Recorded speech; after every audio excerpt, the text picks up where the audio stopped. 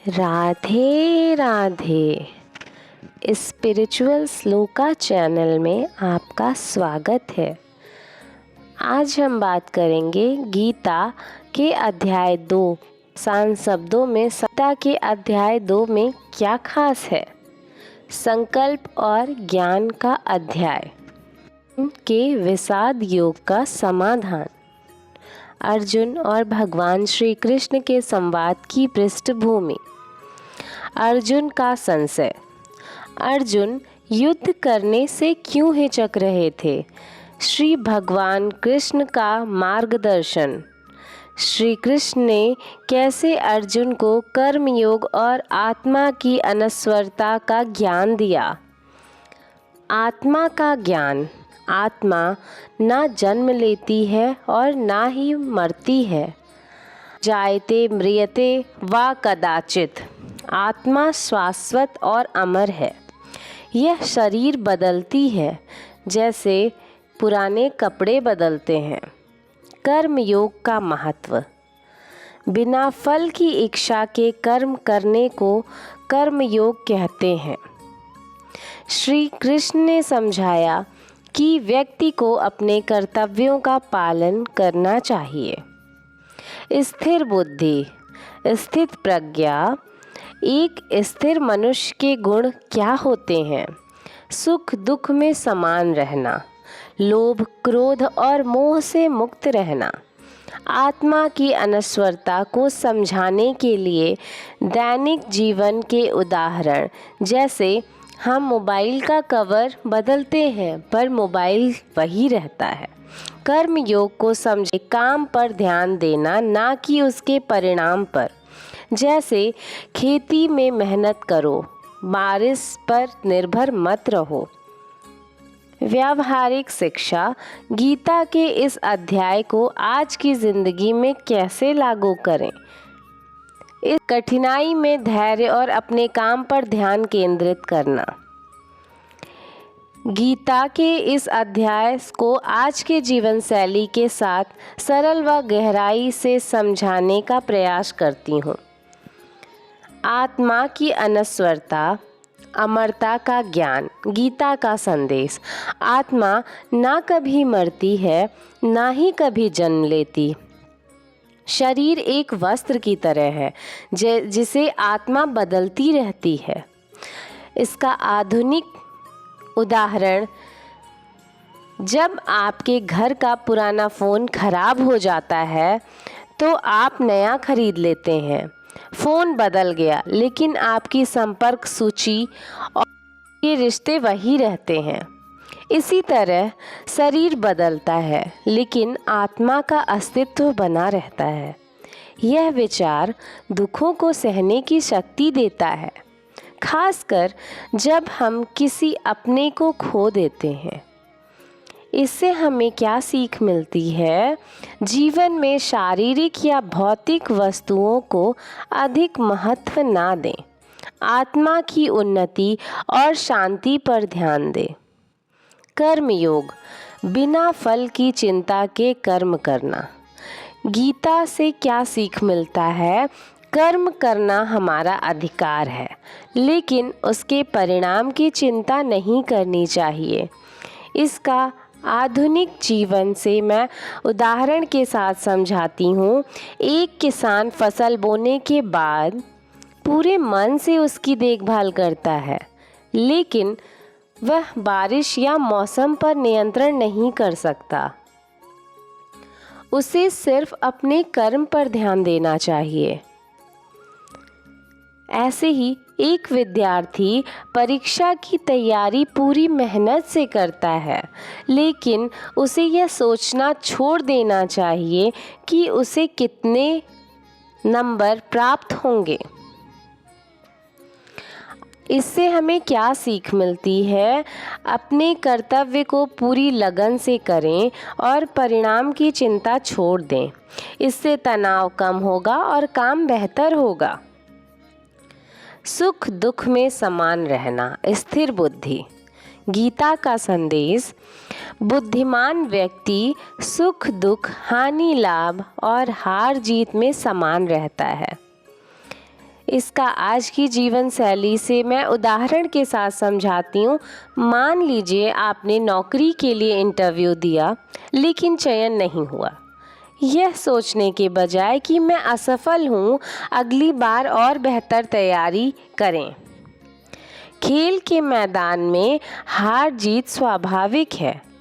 एक अच्छे खिलाड़ी की पहचान है कि वह हार के बाद भी सकारात्मक सोच बनाए रखे। इससे हमें क्या सीख मिलती है? जीवन में सुख और दुख अस्थायी हैं, इन्हें समान रूप से स्वीकार करें। यह मन को स्थिर और शांत बनाएगा। मोह और अज्ञान का त्याग। गीता का संदेश। मोह और अज्ञान से व्यक्ति अपने कर्तव्य से भटक जाता है। इसका आधुनिक जीवन शैली से उदाहरण है। अगर आप केवल सोशल मीडिया पर लाइक्स पाने के लिए जी रहे हैं तो यह मोह आपको वास्तविक जीवन में खुश रहने नहीं देगा। अधिक पैसे कमाने की दौड़ में लोग अक्सर अपने परिवार और स्वास्थ्य को अनदेखा कर देते हैं। इससे हमें क्या सीख मिलती है? जीवन में संतुलन बनाए रखें। भौतिक चीज़ों के पीछे भागने के बजाय सच्चे रिश्तों और आत्मा की शांति पर ध्यान दें। वर्तमान पर ध्यान देना। गीता का संदेश। बीते समय की चिंता या भविष्य की कल्पना में मत उलझो, सिर्फ वर्तमान में जियो। इसका आधुनिक जीवन से उदाहरण, क्रिकेट मैच में एक अच्छा खिलाड़ी अपनी गेंद पर ध्यान देता है, भले ही पिछली गेंद पर वह रन आउट हुआ हो या चौका मारा हो। ऑफिस में गलती होने पर उसे बार बार सोचने की बजाय समाधान निकालने पर ध्यान केंद्रित करें। इससे हमें क्या सीख मिलती है? वर्तमान में किया गया सही प्रयास ही आपको बेहतर भविष्य देगा। स्थिर चित्त की स्थिति। गीता का संदेश। एक स्थिर चित्त वाला व्यक्ति ना खुशी में उछलता है ना दुख में टूटता है। इसका आधुनिक जीवन शैली से उदाहरण, जब कोई शेयर मार्केट में निवेश करता है तो उसे लाभ या हानि में समान रहना चाहिए। भावनाओं में बहने से गलत फैसले हो सकते हैं। जीवन में अपार सफलता मिलने पर भी नम्र रहें और असफलता पर खुद को दोषी न ठहराएं। इससे हमें क्या सीख मिलता है? मन को स्थिर और संतुलित रखें, अत्यधिक खुशी या दुख से प्रभावित ना हो। प्रेरणा और आत्मविश्वास। गीता का संदेश।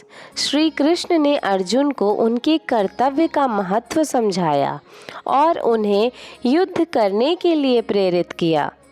इसका आज की आधुनिक जीवन शैली से उदाहरण के साथ मैं बताना चाहूँगी, जब आप बड़ी चुनौतियों का सामना करते हैं, जैसे करियर बदलना या नया बिजनेस करना, तो खुद पर विश्वास रखें। जीवन में कई बार हम डर और असफलता की वजह से पीछे हट जाते हैं। गीता हमें सिखाती है कि हर स्थिति में अपने कर्तव्य का पालन करें। इससे हमें सीख मिलती है, खुद पर भरोसा रखें और कभी भी डर या असफलता की वजह से अपने लक्ष्य से पीछे ना हटें। तनाव से मुक्ति। गीता का संदेश। जो चीज़ें हमारे नियंत्रण में नहीं है, उनकी चिंता करने का कोई लाभ नहीं। इसका आधुनिक जीवन शैली से उदाहरण, यदि आप ट्रैफिक जाम में फंसे हैं तो गुस्सा करने के बजाय पॉडकास्ट सुनें या उस समय को उपयोगी बनाएं। परीक्षा में अच्छा नहीं हुआ तो खुद को कोसने की बजाय अगले प्रयास की योजना बनाएं। इससे हमें क्या सीख मिलती है? जो आपके हाथ में नहीं है उसे छोड़ दें। शांत मन से उन चीज़ों पर काम करें जो आप बदल सकते हैं। निष्कर्ष, गीता का अध्याय 2 आज की जीवन शैली के लिए अत्यंत प्रासंगिक है। यह हमें सिखाता है। अध्याय 2 का सार, श्री कृष्ण ने अर्जुन को यह समझाया कि आत्मा अमर है और हमें अपने कर्तव्य पूरे मन से करना चाहिए। आत्मा का ज्ञान हमें डर और दुख से ऊपर उठाता है। कर्म पर ध्यान देना और फल की चिंता छोड़ना तनाव मुक्त जीवन का आधार है। सुख दुख में समान रहना और मोह से मुक्त होना मानसिक शांति देता है।